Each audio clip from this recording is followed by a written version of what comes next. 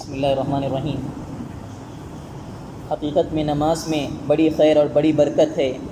اس کا ہر ذکر بہت سی خوبیوں کو اور اللہ کی بڑائیوں کو لیے ہوئے ہے۔ ایک سبحانک اللہم ہی کوئی لے دیکھ لیجئے جو سب سے پہلی دعا ہے کہ کتنے فضائل پر حاوی ہے۔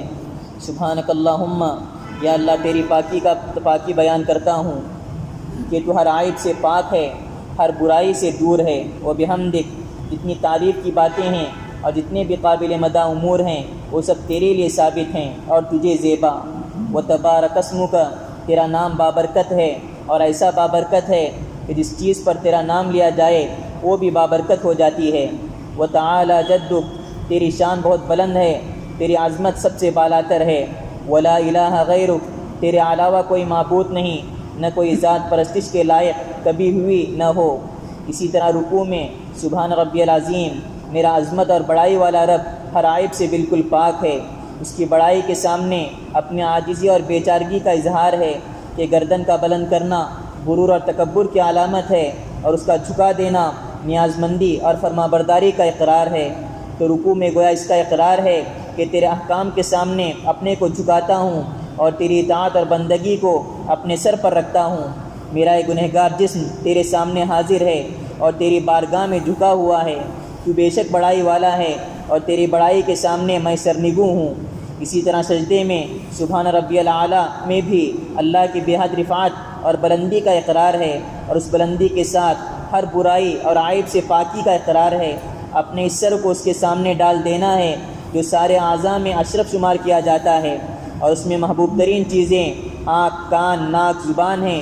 گویا اس کا اقرار ہے کہ میری سب اشرف اور محبوب چیزیں تیرے حضور میں حاضر اور تیرے سامنے زمین پر پڑی ہوئی ہیں، اس امید پر کہ تو مجھ پر فضل فرمائے اور رحم کرے۔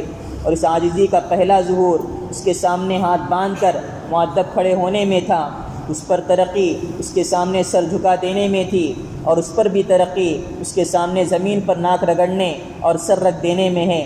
اسی طرح پوری نماز کی حالت ہے، اور حق یہ ہے کہ یہی اصلی حیات نماز کی ہے، اور یہی ہے وہ نماز جو دین و دنیا کی فلاح و بہبود کا زینہ ہے۔ حق تعالیٰ شانہ اپنے لطف سے مجھے اور سب مسلمانوں کو اس پر عمل کی توفیق عطا فرمائے۔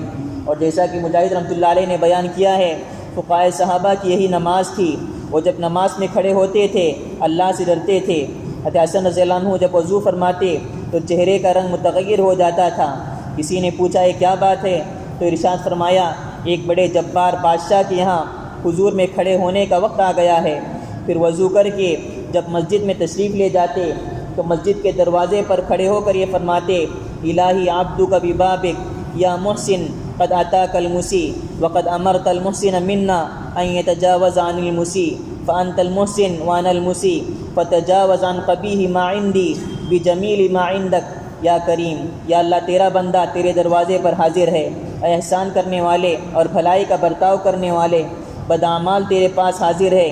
تو نے ہم لوگوں کو یہ حکم فرمایا ہے کہ اچھے لوگ بروں سے درگزر کریں، تو اچھائی والا ہے اور میں بدکار ہوں۔ اے کریم، میری برائیوں سے ان خوبیوں کی بدولت جن کا تو مالک ہے درگزر فرما۔ اس کے بعد مسجد میں داخل ہوتے۔ حضرت زین العابدین رحمۃ اللہ علیہ روزانہ 1000 رکعت پڑھتے تھے۔ تہجد کبھی سفر یا حضر میں ناغہ نہیں ہوا۔ جب وضو کرتے تو چہرہ زرد ہو جاتا تھا، اور جب نماز کو کھڑے ہوتے تو بدن پر لرزہ آ جاتا۔ کسی نے دریافت کیا تو فرمایا کیا تمہیں خبر نہیں کہ کس کے سامنے کھڑا ہوتا ہوں؟ ایک مرتبہ نماز پڑھ رہے تھے کہ گھر میں آگ لگ گئی، یہ نماز میں مشغول رہے۔ لوگوں نے عرض کیا تو فرمایا کہ دنیا کی آگ سے آخرت کی آگ نے غافل رکھا۔ آپ کا ارشاد ہے کہ مجھے تکبر کرنے والے پر تعجب ہے کہ کل تک ناپاک نطفہ تھا اور کل کو مردار ہو جائے گا، پھر تکبر کرتا ہے۔ آپ فرمایا کرتے تھے کہ تعجب ہے کہ لوگ فنا ہونے والے گھر کے لیے تو فکر کرتے ہیں، ہمیشہ رہنے والے گھر کی فکر نہیں کرتے۔ آپ کا معمول تھا کہ رات کو چھپ کر صدقہ کیا کرتے، لوگوں کو یہ بھی خبر نہ ہوتی کہ کس نے دیا۔ جب آپ کا انتقال ہوا تو 100 گھر ایسے نکلے جن کا گزارا آپ کی اعانت پر تھا۔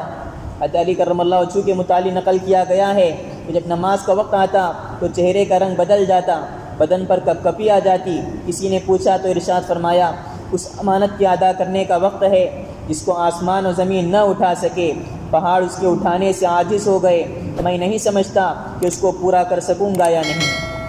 سبحان اللہ و بحمدہ، سبحان اللہ۔ اشهد ان لا اله الا انت استغفرك